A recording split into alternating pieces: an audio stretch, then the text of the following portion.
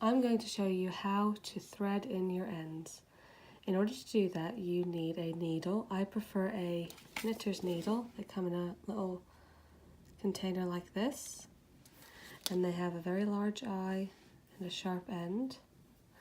You can also get yarn needles, which are plastic with a large eye and a slightly duller end. I prefer the sharper end because it works through the yarn much easier. You'll also need some scissors and your work. So to start, thread your end through the eye of the needle. Then you're going to work it along your last row until about halfway. Pull through, not too tight though. And then thread back.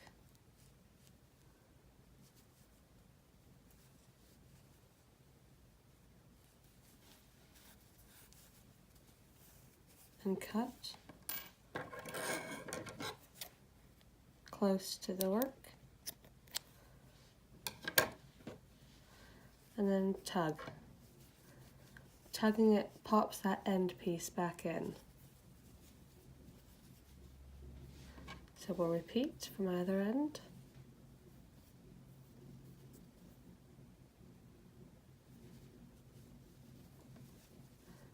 So thread it through the bottom row till about halfway, pull through, make sure it's not too tight, and thread back.